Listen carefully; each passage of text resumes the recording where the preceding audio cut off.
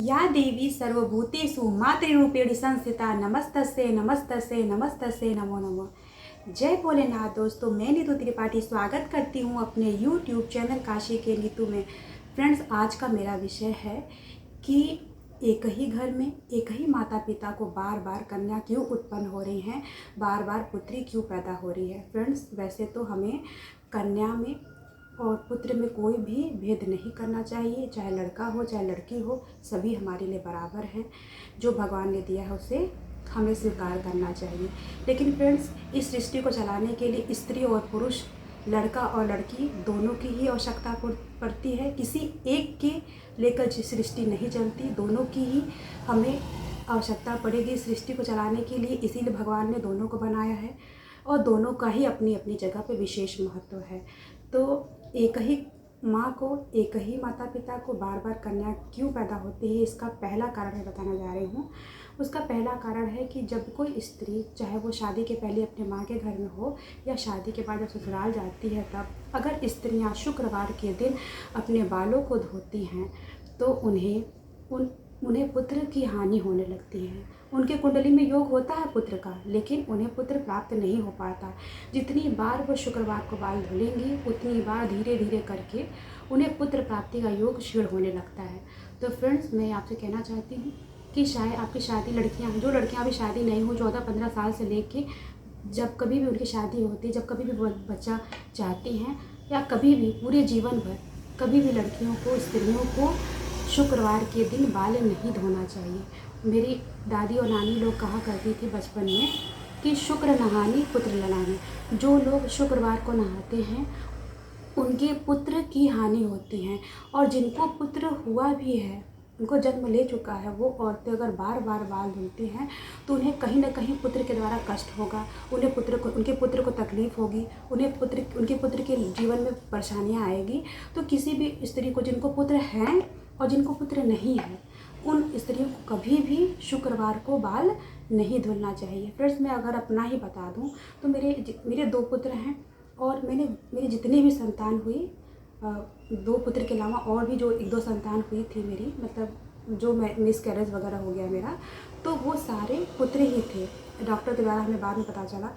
इसका सबसे बड़ा कारण ये है कि जब मैं छोटी थी, मतलब 13-14 साल की रही होंगी, तब से लेकर मैंने कभी भी एक शुक्रवार के दिन बाल धुला ही नहीं, क्योंकि मेरा कोई अपना जो रियल ब्रदर नहीं था, सगा भाई नहीं था, जिसकी वजह से कि मैं चाहती थी कि मुझे पुत्र, भाई नहीं है तो क्या हुआ, मुझे पुत्र ज़रूर प्राप्त हो। तो इसलिए मैं लोगों के मुँह से सुनती थी कि शुक्रवार को मत नहाओ, शुक्रवार को नहाते हैं जो पुत्र की हानि होती है। तो मेरे दिमाग में कहीं ना कहीं वो बात बैठ गया था। तो मैं कभी भी शुक्रवार के दिन बाल नहीं धुली, और मैं आज 2 पुत्र हैं। तो फ्रेंड्स, मैं यही कहना चाहूँगी कि आप कभी भी शुक्रवार को बाल न धुलें। मेरा कहा मान के ये उपाय आप ज़रूर करें। तो फ्रेंड्स, अब हम बात करेंगे दूसरे कारण के बारे में कि घर में बार बार लड़की ही क्यों उत्पन्न हो रही है। तो इसके लिए अहम भूमिका निभाते हैं पुरुष, क्योंकि पुरुषों में ही वो क्षमता होती है कि उनकी संतान लड़की होगी या उनकी संतान लड़का होती है। माताओं बहनों में समान गुण होते हैं, स्त्री के लिए भी, कन्या के लिए भी और पुत्र के लिए भी, परंतु पुरुषों में जो गुण होते हैं वही निर्धारित करते हैं कि हमारी संतान क्या होगी, लड़का होगी या लड़की होगी। ये कैसे निश्चित होता है, इसके लिए मैं आपका बता देती हूँ कि जब कोई स्त्री पुरुष, जब कोई पति पत्नी संभोग करते हैं, रोजाना संभोग करते हैं, तो पुरुषों का जो वीर्य होता है वो कमज़ोर पड़ने लगता है, उनका वीर्य पतला होने लगता है। तो उस वीर्य से जो भी संतान उत्पन्न होती है वो ज़्यादातर करके मैक्सिमम वो लड़की ही होती है। तो स्त्री और पुरुष को मिलकर ब्रह्मचर्य जीवन का पालन करना चाहिए, ताकि पुरुषों का जो वीर्य है वो मजबूत हो सके, स्ट्रांग हो सके। उस मजबूत वीर्य से ही पुत्र की प्राप्ति होती है। तो पुरुषों को अपने वीर्य को बचा के रखना चाहिए, उनका किसी भी तरह से हानि नहीं होना देना चाहिए, ताकि उनसे जो संतान हो उन पुत्र ही हो। तो फ्रेंड्स, यदि आप पुत्र प्राप्त करना चाहते हैं, चाहे आप स्त्री हैं चाहे आप पुरुष हैं, तो इस बात का विशेष ध्यान रखिएगा, तो ज़रूर ही आपको पुत्र प्राप्त होगा। फ्रेंड्स, ये रही भौतिक बातें। वर्तमान में जो हमसे गलतियां हो जाती हैं उसकी वजह से पुत्री प्राप्त होती है। और अगर हम बात करें हमारे पिछले जन्म के जो कर्म होते हैं, पूर्व जन्म के जो कर्म होते हैं, उन कर्मों की वजह से भी हमें कन्याएं प्राप्त होती हैं। तो इसका सबसे बड़ा कारण है पितृदोष। यदि किसी स्त्री के कुंडली में पितृदोष है या किसी पुरुष के कुंडली में पितृदोष है या दोनों के कुंडली में पितृदोष है, तो उन्हें कभी भी पुत्र की प्राप्ति नहीं हो पाती। उन्हें हमेशा उनके घर में उन दोनों माता पिता को सिर्फ कन्याएं ही प्राप्त होती हैं। उन्हें पुत्री ही पैदा होती हैं। तो फ्रेंड्स, हमें यह भी जानना आवश्यक है, अगर जिनकी कन्याएं ही हैं और बार बार कन्याएं हो रही हैं, तो उन्हें यह ज़रूर पता लगाना चाहिए कि कहीं उनके कुंडली में पितृदोष तो नहीं है। अगर आपने पता लगा लिया है कि आपके कुंडली में पितृदोष है, तो उसका निवारण में छोटे रूप में थोड़ा सा मैं बता देना चाहती हूँ कि अगर आपके कुंडली में पितृदोष है तो आप उसे कैसे ठीक कर सकते हैं।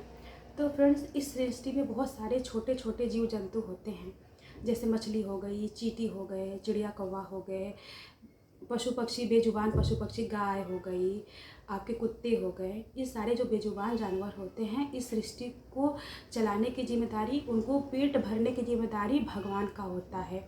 और यदि आप उनको भोजन देते हैं तो कहीं न कहीं आप भगवान का कार्य करते हैं, क्योंकि भगवान की जिम्मेदारी है कि जितने लोगों की सृष्टि पे जन्म दिया है उनका पेट भरने का उनकी ही जिम्मेदारी होती है।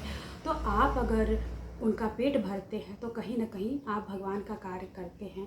तो जब भगवान आपसे प्रसन्न होंगे तो आपके जो कुंडली में जो पितृ दोष का दोष है वो धीरे धीरे कम होने लगता है।